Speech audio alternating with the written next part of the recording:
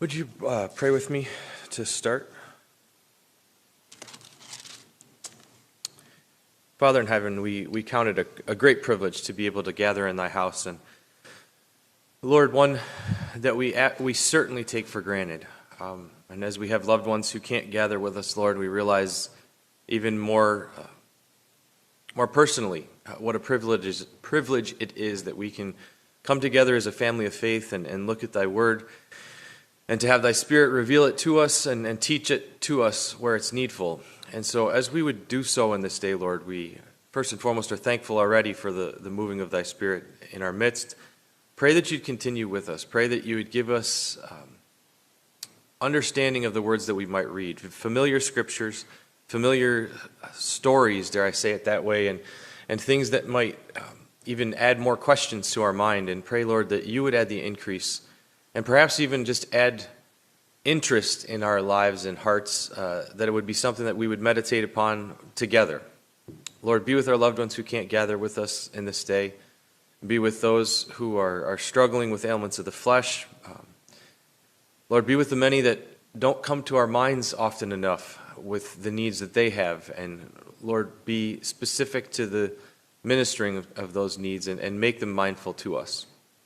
Lord, now, as we go about your word and gather around it, we would ask your blessings and your presence with us. And as we expect it, we'll thank you in advance. In Jesus' name, amen.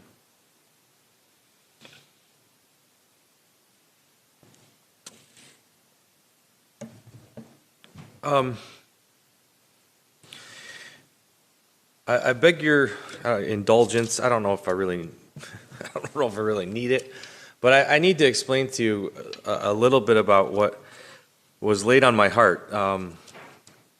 The Bible studies that we've been going through in Genesis have really been an encouragement to me. I mean, an encouragement in one way to dig deeper, because I think there are so many things in that book that I just didn't catch the first 40 years of my life, 42 years of my life.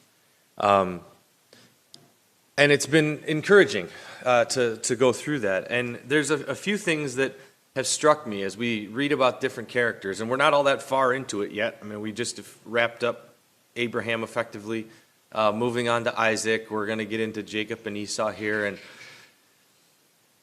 recognizing that these were all men and women in every sense of the word.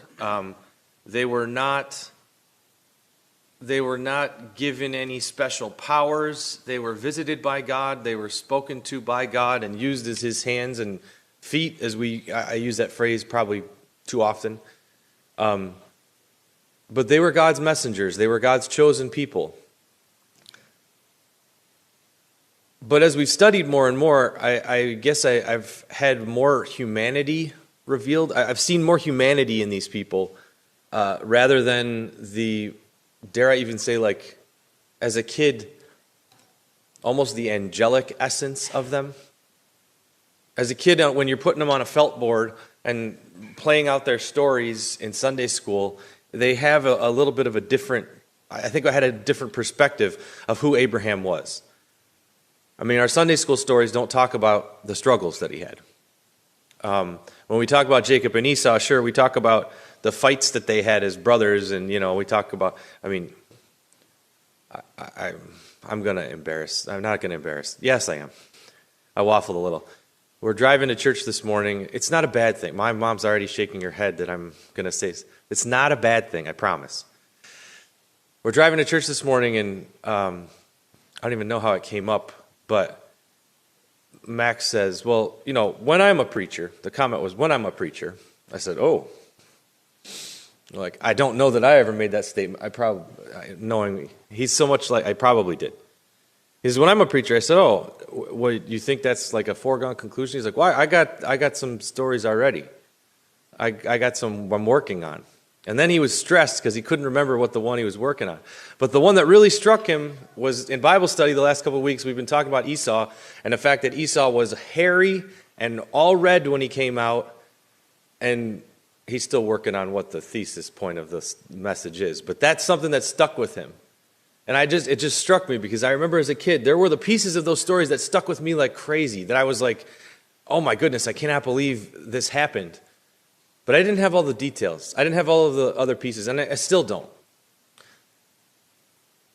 Yesterday, as we were working, I was listening to a documentary.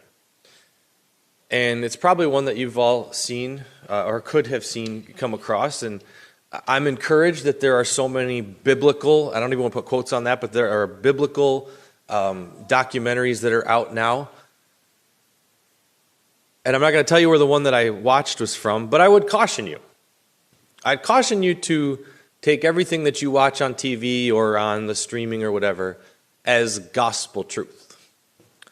Because I had a funny one yesterday that as I was listening to it, it was talking about Moses. Moses is a pretty popular person. Moses is one, as I studied farther, found out that Moses is I think other than Muhammad, he is the character that is listed the most in the Quran. He's talked about more in the Quran than anybody else, other than Muhammad.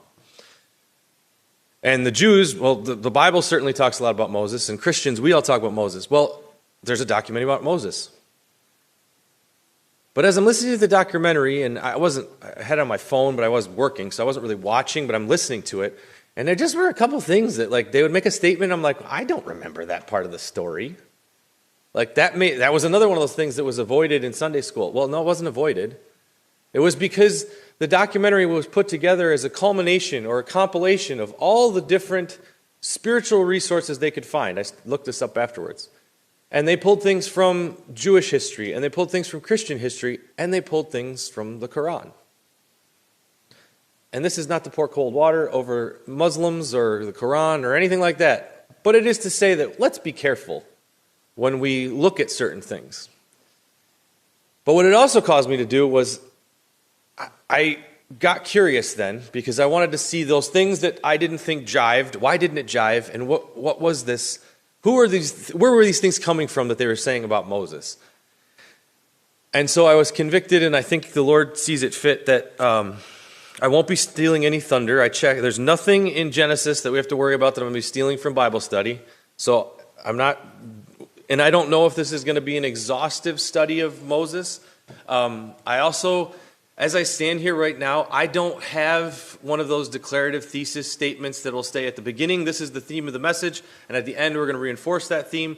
It's probably more conditioned for a Bible study, but I was very intrigued with the story of Moses. And there's a couple things that I wanted to throw out in the first part. We're going to start in chapter 2 of Exodus. Chapter 1 of Exodus is very familiar to us. Chapter 1 of Exodus is where Pharaoh effectively says that, the Hebrews are getting too big. They're becoming too powerful. We need them as slaves. We need them as workers, but we do not need them to overtake us. And so he makes this declarative statement, this law, that all the babies should be killed. I'm going to start and stop and probably just try to point out certain things. We will also flip back and forth to both Hebrews and Acts, because there's some interesting pieces in both those books.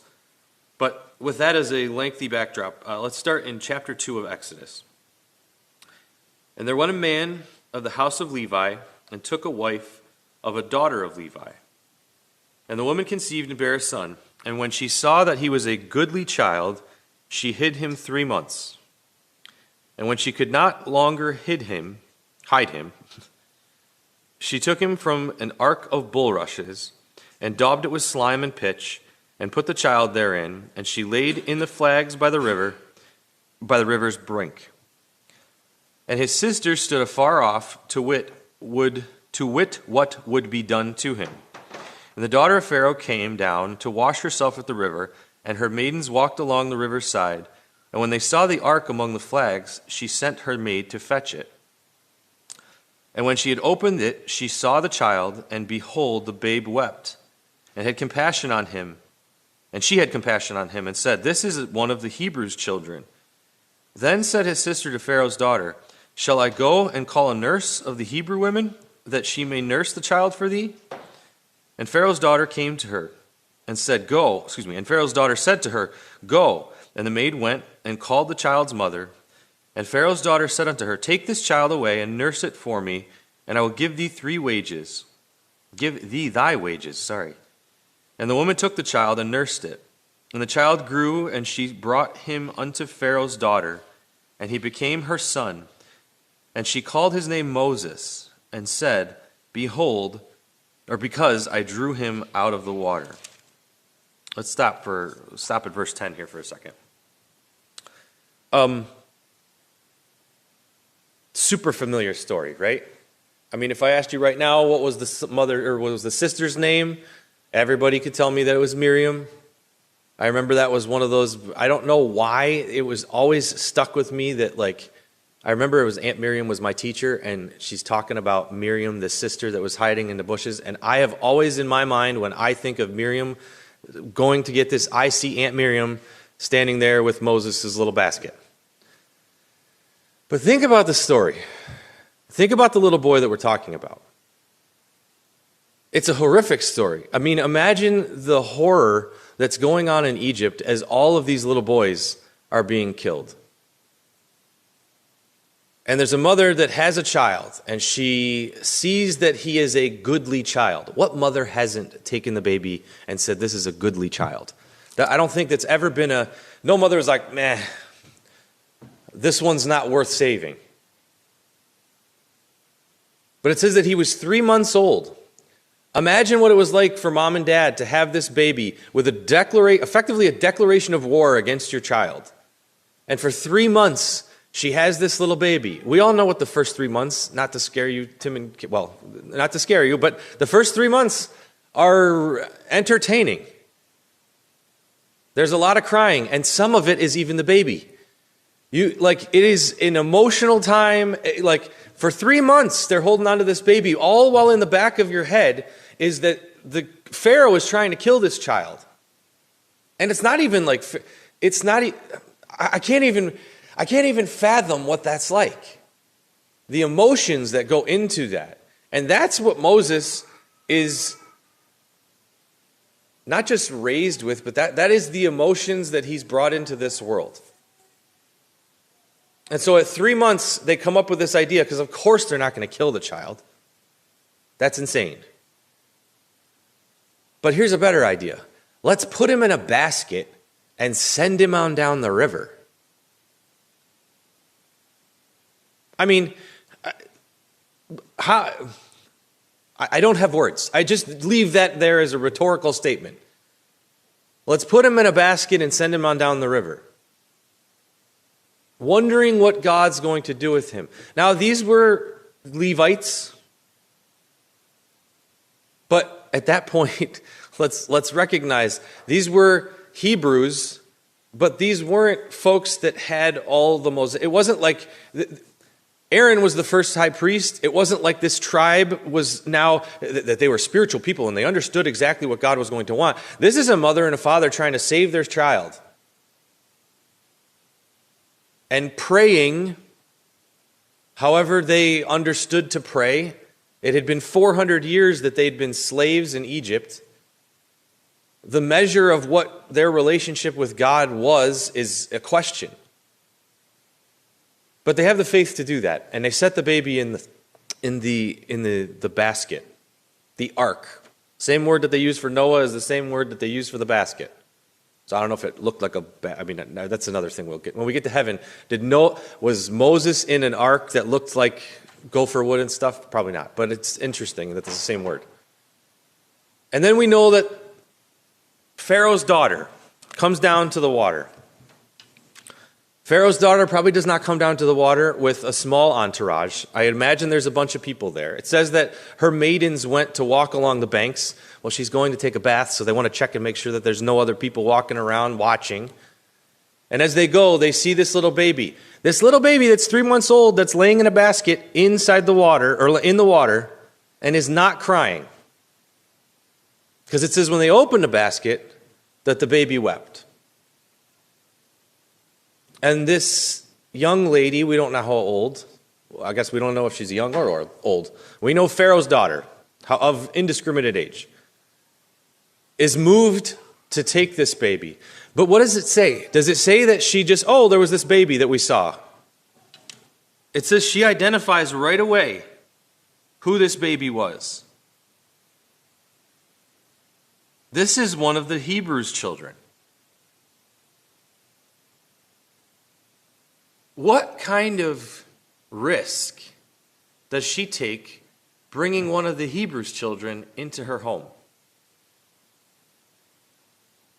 Likely a little circumcised boy that was going to be pretty obvious when he got into Pharaoh's house that he was different. I'm proposing. What does it take for Pharaoh's daughter to say, you know what, we're going to take care of this little boy? I'm betting at the moment when she sees him and has him brought out of the water, she doesn't understand exactly what's going to happen. Because how many of us have found ourselves in situations where there's this surprise, and we don't know what the end result of this is going to be. She didn't know that for 40 years he was going to live in her house, that he was going to be raised as a royal son of Egypt. She just found a baby in a basket, and of course, having compassion on her heart, she was going to take care of him. And then smart Miriam, sharp Miriam, very ambitious Miriam comes up with an idea. Hey, would you know, I know this, there is this lady, there's this Hebrew lady of all people, that happens to be of nursing age, or of nursing capability, whatever. Here, it's got to be the work of one of the gods, because we don't, you're Egyptian, so the God has decided that this is a great, great, take him.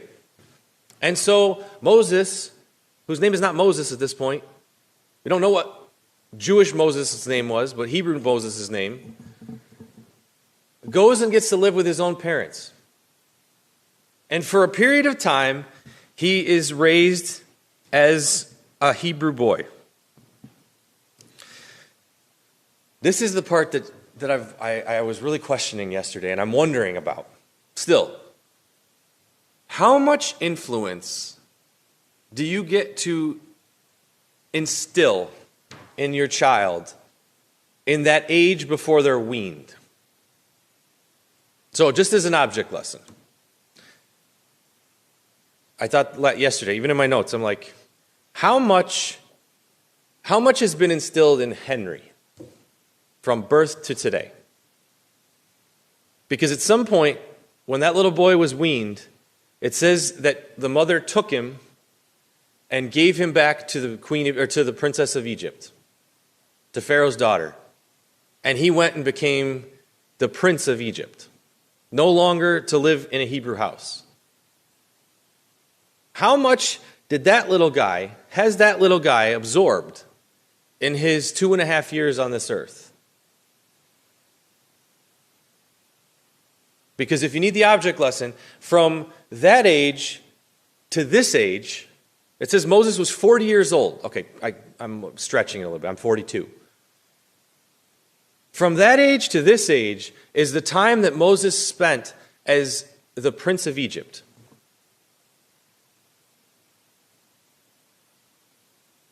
The question that just keeps coming to my mind is how much was he able to absorb? How much was he able to learn? What measure of compassion did his parents place in his heart for the plight of his people? This is where I say I don't have big thesis statements, but one stepping back as an object lesson for us today. As a parent, none of mine are as young as Henry is. But how much have I, through the help of the Lord, instilled in their lives that would be an immeasurable and irrefutable mark upon their lives, so that they would know who they are, so that they would know who God is, so that they would know what God has done for them, so that they would know the plan that God has for them. When the verse says, train up a child in the way he should go, and when he's old, he won't depart from it. Had Moses' parents had that prayer in their hearts, I don't think that they thought 2.5 was going to be the window. Imagine if you only had 2.5 years to instill all the truths that you wanted to into your child's life, and then it was up to somebody else to raise them.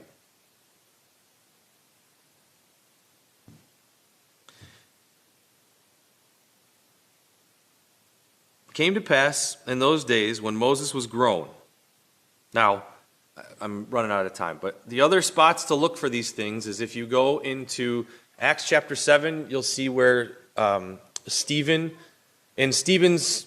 sermon, Stephen's testimony, he gives a lot of details about Moses' life, about how old Moses was at different points. And so I'd encourage you to use that as a backdrop as if you would look at this again. But it says that when Moses was 40 years old, the 40 years was this gap where we have the next 2 days, where we have 2 days worth of experience that takes place. And it came to pass in those days, when Moses was grown, 40 years old, he went out into his brethren, and to look on their burdens. I'm just going to stop for a second. 40 years, 38 years, I'm assuming. I'm going to keep going with he's 2.5, right? 3? You already turned 3, Henry? Well, I blew my premise right out of the water. Okay, 37 years. Sorry, it's the height thing. I thought he was 2. 37 years, okay? I'm sorry. I missed like a whole 6 months, bud. A lifetime. Moses has lived a lifetime. Feels like a lifetime. Moses has lived a lifetime in the halls of power. It's Josephus. I saw a spot. I don't know this offhand, so I saw this, that Josephus even records that Moses was a man of war, that he had led armies in protection of Egypt. Whether that's true or whatever, that's what he said. But at a minimum, Moses has been a Hebrew man living in the halls of power, taught all of the highest levels of wisdom of the day. It'll be his cousin that is then Pharaoh, is the next Pharaoh. We don't see any evidence. There's no record, there's no even assumption that there was any animosity or anything between him and the rest of Pharaoh's family. But for some reason, after 38 years, 37 years, whatever, as he gets to middle age, it says that he has a burden, that he looks upon his people. The word that is used is he has a burden for. He looks upon his people and on their burdens. And he has compassion. Imagine he goes out. He goes out to see this. He goes out to see, was it Hebron? I'm forgetting where exactly they were. But he goes out to where the Hebrews were, where they're making bricks. They're working in the sand, the heat and the sun. And what does he see? He sees a slave. That's who they were. Hebrews were slaves. He sees a slave being beaten by an Egyptian. Probably a very familiar thing to see. There wouldn't have been any reason that would have been out of place. Because instead of, yelling at your employees that they're not working hard enough, they're slaves. It's Egypt. It's old times. They're replaceable. You beat them, and you beat them so that the other slaves would do a better job. But Moses spies on an Egyptian smiting a Hebrew, one of his brethren. And he looks this way, and he looks that way, and saw that there was no man. And he slew the Egyptian and hid him in the sand.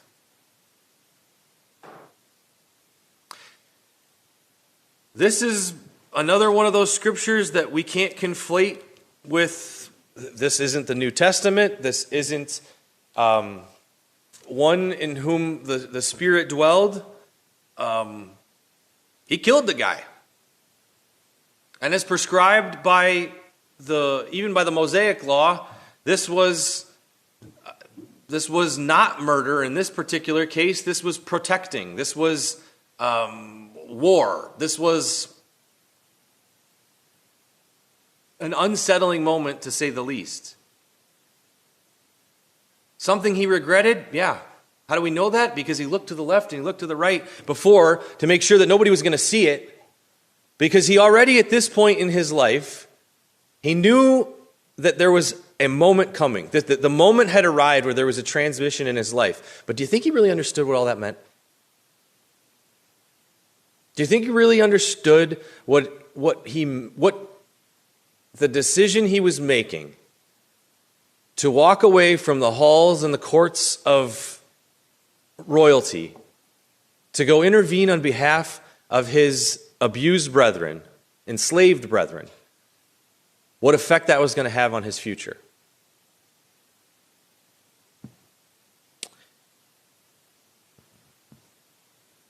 It says he buries them in the sand. Didn't want to have anybody finding that. I asked the question the other day, was it Bible study? About who's ever dug a grave? No, it was Bible study we were talking. I don't imagine it was real easy to dig in Egypt, so digging a 6-foot hole to bury a body probably wasn't all that easy, but there happened to be a lot of sand in Egypt. So it doesn't seem like he actually went to all that much trouble to bury him. But the next day, it says he looked this way, and he went on the second day. Didn't even, let's presume he didn't sleep that night. But at a minimum, he was still moved so much by the plight of his brethren that it says the second day he went out, and behold, 2 men of the Hebrews strove together, or were fighting. And he said to them that did the wrong, wherefore smitest thou thy fellow? Have you ever seen a fight break out? Have you ever seen a fight going on? I will raise your hand. Have you ever seen a fight just on the street? Somebody seen a fight? Now raise your hand if you have intervened. It's not something you do. We call the police. Because you don't know if they're going to pull a gun. You don't know if they're going to pull a knife. And heaven forbid that they're bigger, that either one of them's bigger than you. What are you going to do? And how are you going to pick sides as to which one you're going to intervene on behalf of? I never intervened in a fight. But one time, it wasn't really a fight. I saw a guy not roughing up, but getting physical with a girl. And I intervened. This is at school, in high school. And I intervened. I broke it up and pushed the guy. And then, and you remember me in high school, I was significantly thinner than I am now, but I was just as tall. And I looked at the guy, because he was 3 inches taller than me, and had me by 100 pounds at the time. And I realized, what on earth am I doing? In that moment, it all happened that fast. And thank the Lord, the Rizzy, Bryce principal. His office was right next to my locker, and he grabbed the big guy and took him into his office and sent me to class. And that was the best day of my life to that point, because I didn't die. But Moses sees this fight going on and decides to intervene. Sees that, okay, it's one thing if the Jews or if the Egyptians are beating up a Hebrew, but here they're fighting with themselves. They're fighting amongst themselves. I have to intervene in this. We can't let this happen. It's one thing to have the fights from without, but the fights from within is going to be even worse, to breed turmoil and dissension. And they said, who made thee a prince and a judge over us? Intendest thou to kill me as thou killest the Egyptian? And Moses feared and said, surely this thing is known. It tells us how Moses felt about his escapades the day before. That this secret thing that he thought that he did that was justified. And maybe for the time it was justified. I don't even question it. But he recognizes that there's going to be consequences now. That even though he came to this moment as a prince and a judge, He was justified in coming. As a prince of Egypt, there would have been no reason that he couldn't have come down there, broken up this fight, and said, by the authority vested in me, as I'm sure it doesn't sound that way when they say it in Egyptian, but whatever authority he had the right to break that up. But they called him out on the fact that he had killed a man the day before. And he had done so and effectively relinquished any rights he had to that princely crown.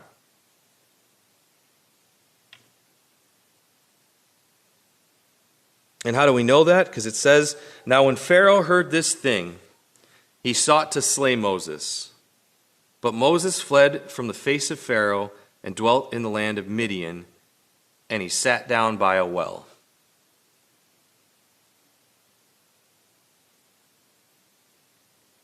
What do you think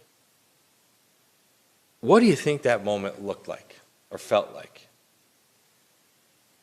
In Hebrews, it talks about Moses being moved with compassion. Moved with compassion and went and tried to, I won't turn there, but effectively to save his people. When he looked out there at 40 years old and went to see them and was moved with compassion and kills the one Egyptian and then tries to break up the fight between the two Hebrews, I propose that was the first cry of his heart to react to what he had seen, to call on those things that he learned as a really little boy, and to say, I need to do something about this, but I have no idea how to do it. I have no idea what this means. There's not been any calling from God yet. The burning bush is still off in the distance. This is a little boy who is raised by Hebrew parents, who then goes into become the prince of Egypt. And because of compassion in his heart that certainly God placed there, but he didn't know what to do with it, starts acting out on his own.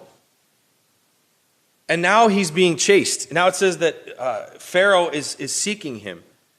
And so he tries to run away from Pharaoh and says that when Pharaoh came to see him, but Moses fled the face of Pharaoh and dwelt in the land of Midian and sat down by a well. Now the priests of Midian had 7 daughters that were coming to draw water and filling the troughs to water their flocks. And shepherds came and drove them away, but Moses stood up and helped them and watered their flock. This guy can't help but get himself in conflict. I don't know if we followed that. I didn't really remember the scripture being that way or the story being that way. Moses is out there sitting by the well, kind of contemplative, wondering how in the world did I get myself into this thing? And all of a sudden, these 7 girls come up. 7 daughters of the priests of Midian. I mean, couldn't have been a bad situation for him. He's not really young. I'm not young anymore, but he's a man. He's a single man, and 7 ladies came up to the well. And they're coming to draw water.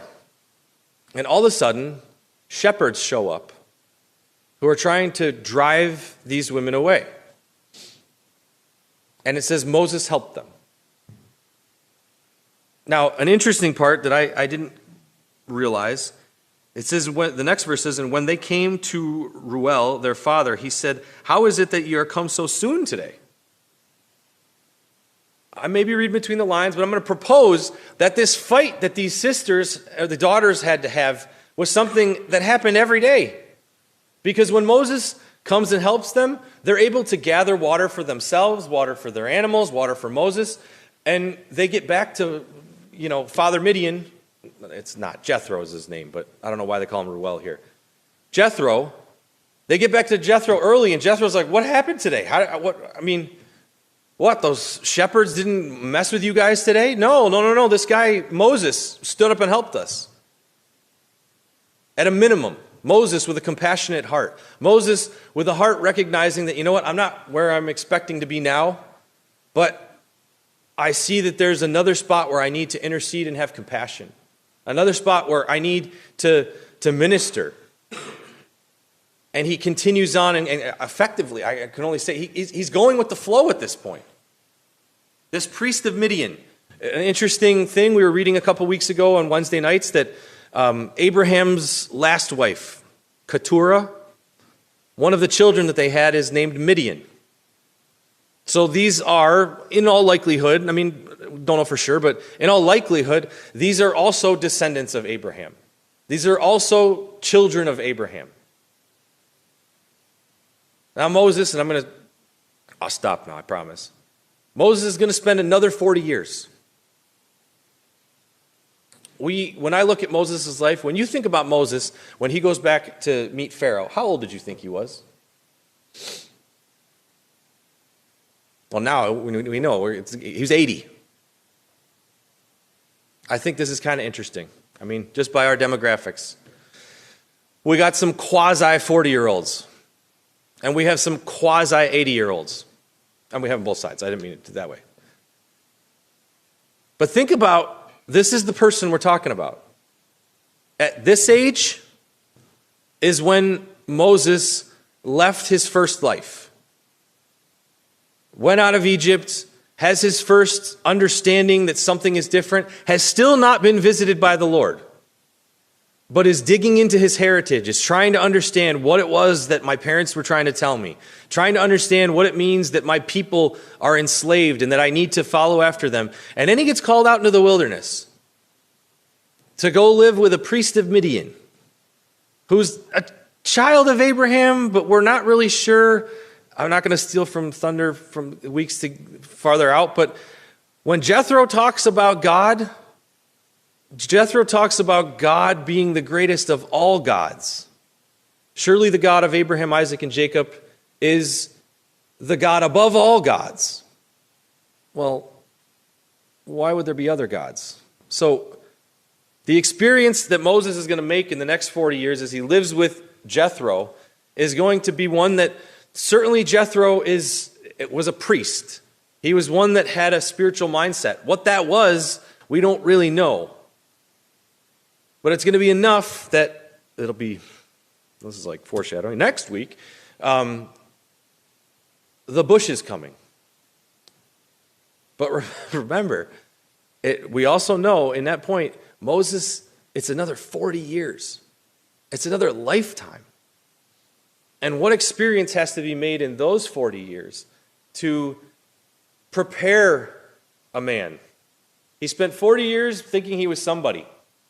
There's a king of Egypt, prince of Egypt. His next 40 years, he's a nomadic shepherd up in the mountains. A nobody, but someone being prepared to lead the children of Israel, to lead them out. Someone that had to learn to work hard. Guaranteed he didn't work that hard when he was living in Egypt. Promise he had to work real hard in his next 40 years. It's kind of the opposite of what I was hoping to do. I was hoping to work hard in my first 40 and take it easy for my next 40. I don't know how that's going to work. But just imagine, maybe even looking in that, having that little bit of perspective and that little bit of imagery at what God had prepared for him. Last thought. This whole business about having compassion, Moses having compassion, being moved with compassion and to act. We have those same things in our lives. We have those same things in our lives where we see a situation, we see an instance where we're moved. And we feel like we need to move past center or move forward or back. We need to move off center where we are. And we don't always. And honestly, the part that was convicting to me was looking again. Here's Moses. He's 40 years old. How many times before Moses was 40 was he moved with compassion when he saw the plight of the Hebrews? The Ten Commandments does a nice job. Obviously, I'm sure this is not the case, but Ten Commandments has Moses having the blanket, right? Charlton Heston has this blanket with him when he's in the Prince of Egypt, and it's a Hebrew blanket. And he has this blanket his whole life. And then when he goes back and he has compassion on the Hebrews and he goes to seek out how to help them, and he goes back and he sees his mother, and she has that same fabric in a blanket. There had to be other times in Moses' life where there was a blanket, or there was something that convicted him and said that he should have compassion on those people. But his time of preparation wasn't there yet. And God saw fit that at 40, at that marker in his life was the time that he needed to act.